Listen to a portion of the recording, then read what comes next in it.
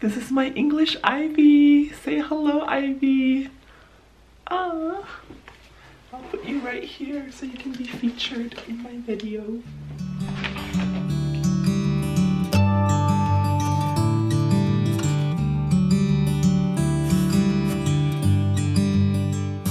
Hi everyone, my name is Jack and I'm about love, courage, and compassion. So today I wanted to talk about something light, something fun, suicide. So yeah, not that light. I thought it was important to talk about this because, well, one, I work at a suicide prevention center. I support a center that fields calls from the National Suicide Prevention Lifeline. Another reason why I feel like it's really important to talk about this is it's still very heavily stigmatized, especially in communities of color. There's not a lot of conversation around mental health in general, let alone suicidal ideation. So yeah, I kind of wanted to share my story around it and also some tips to help y'all talk to someone who might be experiencing suicidal thoughts. So let's get started. I kind of want to start first with sharing my story, so how I got to a place where I was thinking about suicide and almost attempted suicide. I was, I think, 14 or 15. I don't quite remember the dates because I think at the time I was very, very severely depressed. Not professionally diagnosed, again, very heavily stigmatized. I didn't really talk to anybody about what that is. I didn't even have an awareness of what depression would looks like. I was struggling with my sexuality, so that was the time when I knew that I was attracted to men. I just didn't think that there was a place for me in the world because of how homophobic, I guess, the culture and the law and policies are in Malaysia. The media in Malaysia, well, it was the case when I left. I don't know if it still is the case. LGBTQ characters are not allowed to be shown on TV or in movies unless by the end of the series or by the end of the movie they repent or they die. It's not great there in terms of LGBTQ stuff yet. But I am hopeful. I obviously did not see a lot of people who were LGBTQ, openly LGBTQ, when I was growing up. And that made me feel very isolated. That made me feel like I was the only one going through what I was going through. How am I gonna get through this life? You know, will I ever be able to get married, or will I ever even be able to date anybody without people like shaming me or blaming me? The biggest fear for me, the shame would be so great, especially for my parents. I love my family so much, and I just felt like they didn't deserve a son like me. They didn't deserve the shame that I would bring onto them if I ever told anybody. So I guess that's kind of why I would cry myself to sleep every night. And there was only one wish that I would make repeatedly, and that was that I would wake up the next morning normal, so straight, or that that I wouldn't wake up at all. So I would just want to die. And that's the thing, that's the funny thing about kind of suicidal thoughts, is that it kind of creeps up on you, right? Like there's things in your life that you feel like are insurmountable or you can't get through, and that's when you just wish you were dead. That's how it starts. It's not that you would want to do anything to hurt yourself, but you do wish you were dead. And that kind of went on in my life for about, I want to say, at least a year. I really don't remember because honestly it was just such a dark period in my life. One day I remember on Sunday morning, my mom goes to the market and my dad goes play basketball with his friends, and I knew that was the perfect time because I was alone at home. So I walked down at 8 a.m. into the kitchen and I took the biggest knife that I could find and I held it against my abdomen. And I just remember sitting on the kitchen floor crying and crying because on one hand I'm like, just do it because everybody will be better off without you. You know, your parents are gonna be saved of the shame. You know, sure, they'll be sad that you're gone for a moment, but they'll get over it. Whereas, you know, they'll never get over having a gay son, and you know, you don't have to tell all your friends and then risk losing them. It really was the most logical thing that I could think of to do. That's the other thing, I guess, about suicide, is that it's not something that's like ridiculously irrational. Like we know what we're doing. Most of the times, the people who are thinking about attempting suicide, they know what's going on in their lives and why they feel like they need to do this. And ultimately, you know, I didn't go through with it. I put down the knife, not because I didn't want to die, because I really did want to die, but because I was so afraid of this pain. And that's really it. Like, if I had known at the time that I could have died in an easier way where I wouldn't feel pain, I probably would have done it. And I'm thankful now that I obviously didn't go through with it and cut myself to death, but at the time, I remember putting down the knife and feeling just so much worse about myself. Not only was I an embarrassment and a shame to everyone around me, now I'm also a coward because I can't go through with something that I thought would have been better for everybody else. So it's funny now that I think about it. I remember always one recurring dream that I used to always have was, you know, after school when everybody was waiting at the bus stop, some kids would be playing and a car would almost accidentally hit someone and I would jump in front of the car and then I would die that way, because then at least I would still be dead and be remembered as someone who died honorably instead of like killing myself, which is negatively perceived, I guess, and would be shameful. So yeah, after that, you know, I still wanted to die. I never really attempted. I started getting better on my own. What really kept me going in those moments was really media, because I was so passionate about media and Malaysian media wasn't giving me any representation, so I turned to Western media. I was binge watching Queer as Folk, Will and Grace, and the New Normal, and Glee, obviously. I read fan fictions as well. Guilty pleasure. Since I'm telling you everything, I'll tell you that now too. Oh my god, I remember one Blaine fanfiction that was about how Blaine had, like, I don't know if it's dementia or if it was like, basically he lost his memory and Kurt would have to like tell him again about their wedding and how they met and stuff like that every day, and it was so sad. I cried so hard, and that was kind of what got me through essentially my teenage years. Was fanfiction and media representation, really. And resources online like the Trevor Project, as well as the It Gets Better Project. Now that I've talked about that a little bit, that's kind of why I ended up working in suicide prevention. When I first got here, I started volunteering as a crisis chat counselor for the Trevor Project. So if you're interested in volunteering, that's a good opportunity because you can volunteer remotely. Once I graduated, you know, I started working full-time at the Suicide Prevention Center for the Lifeline. Now that I've shared a little bit about my experience, I hope you can grasp how someone could fall into suicidal ideation, like having suicidal thoughts.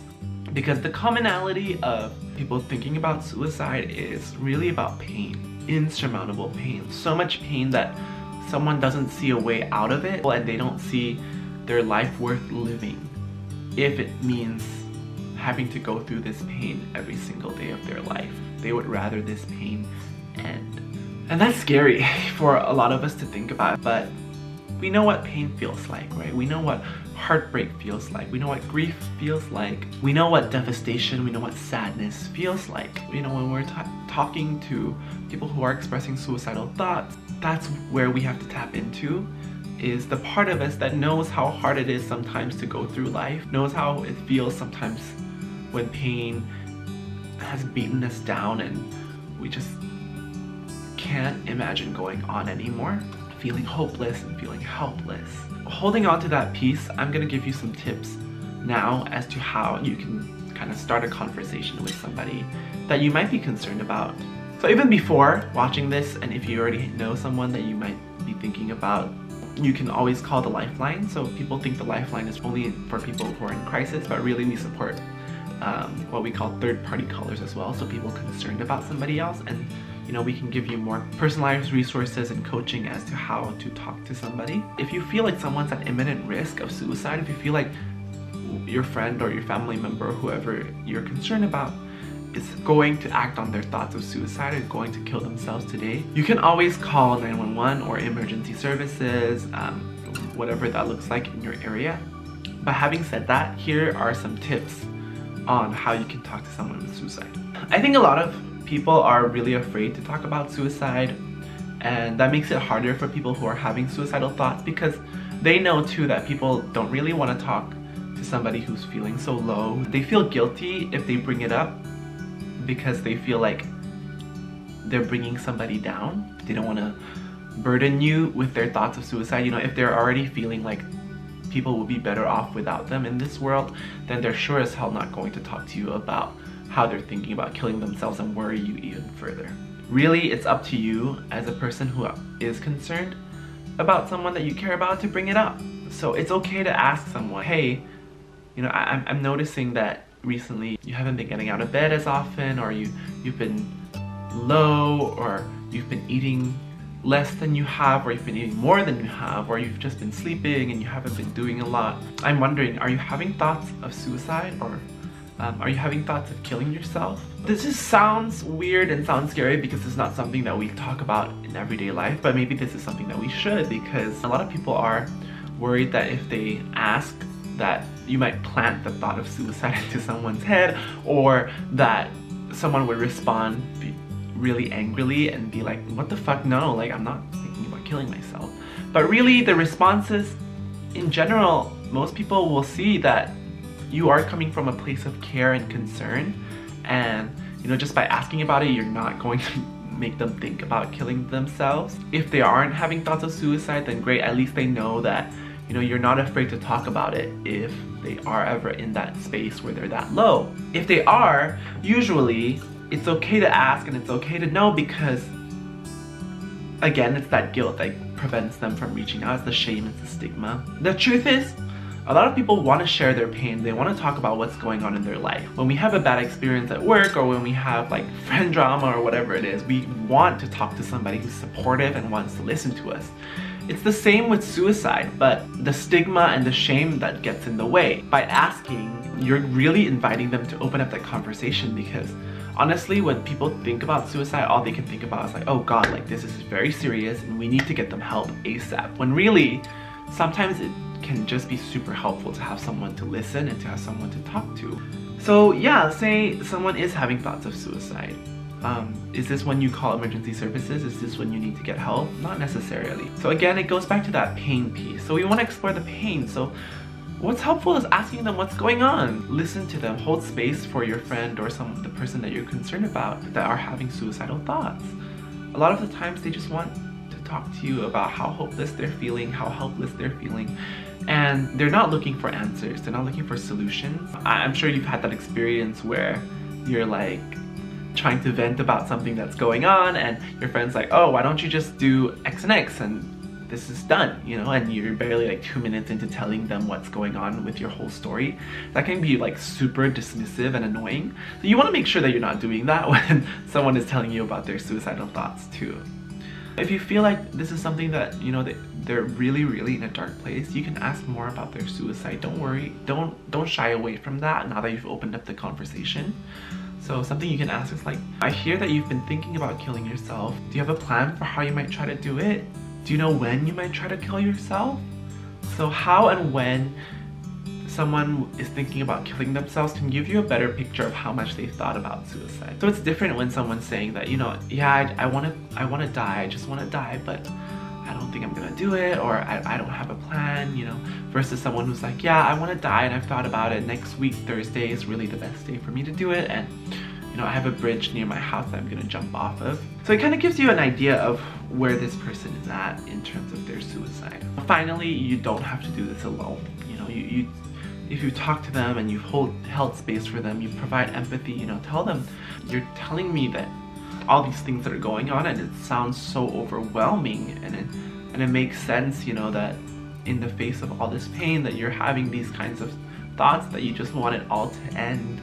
You know, I'm wondering if we can think of some ways to help you keep you safe if that's what you want, right? So after you've talked a while, you can go to the place where to think about how to keep this person safe. So whether that's, you know, hey, how does it feel if I call you every morning just to check in with you and see how you're doing? Or, hey, you know, I know you really like music or drawing, you know, how do you feel about spending some time today just writing some music or making some art? And then finally, if you needed resources, you can always call us at the Lifeline. We have a chat portal as well. I've mentioned some other great resources like the Trevor Project for LGBTQ folks. Those are helpful. There's also some resources for you that helps in talking or taking care of someone who is going through suicidal ideation. So the talking one is suicideispreventable.org. So I'll put the link here. And then the next one for caretaking is suicideisdifferent.org. So this is more of a long-term thing if you are taking care of someone who constantly has suicidal thoughts. So now I want to talk about some don'ts when you're talking to someone with suicidal thoughts. So one, don't minimize. Don't tell them, you know, what you're going through is so small or insignificant, you know, you won't even remember it a week from now, a year from now, 5 years from now, whatever it is. They might not see that. If they're in a place where they're really thinking that suicide is their only option and if they feel like killing themselves is the way to have their pain end, then validate that. Tell them, wow, that is pretty scary right now that you think that this is the only option for you. That you're so down and you're so in so much pain that this feels like the only way out. The second don't is related to the first, but is to not tell them to focus on the positives. So a lot of the instinct for people when they hear suicide is, oh my god, like just stop thinking about it. You know, you're thinking about this too much and you have so many good things in your life. You have so much to live for, you're so young, you have a loving family, you're great at school, or whatever it is that's coming up. These are things that this person might not see right now because all they're seeing is the pain and the shame that they're going through. When you're telling someone to just focus on the positive, it's not gonna solve the negatives in their life. The best we can do is sit there and listen to them and be on their side. That's the biggest thing, be on their side. The third thing that we should kind of stay away from is jumping into fixing or resourcing. So I know that the instinct when someone's saying that they have a problem is to jump into like, oh my god, like here's something, like go to therapy or go to a support group or get to a hospital, whatever it is, you know, don't jump there the first moment that they tell you that they're having suicidal thoughts, because they want to talk about it. They want to tell you what's going on. They want you to have a better picture of what they're going through before you offer solutions. So the ideal situation is that you're gonna want to listen to them and empower them to make the choices that are best for them. It might not be the healthiest options, it might not be the best options all the time, but what's helpful for one person will look different than what's helpful for another. What one person is ready to take on is different from another person too. So they might not be ready for therapy, but they can talk to their parents about it, or they can talk to their siblings or a close teacher that they trust about it. That's fine, that's okay, you know. Baby steps and whatever this person's comfortable doing to get some help, then try to encourage that. So yeah, I guess in making this video, I just want to say, as heavily stigmatized and as heavily shamed as suicide is, you know, it's up to us to kind of dispel that stigma. It's up to us to bring that conversation out of the dark and into the light, because the less shame that we can associate around it, the more that we'll be able to have these conversations and get people the support that they actually need.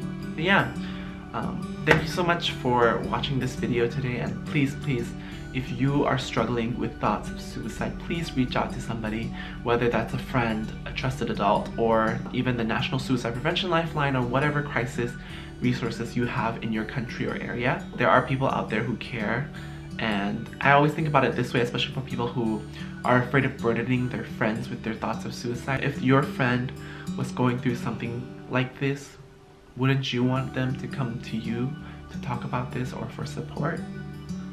So I hope that sticks with you and you do get the help that you deserve. But that's all for this week. Thank you so much, and let me know in the comments below any thoughts that you might have, and what you would like for me to talk about if there's anything.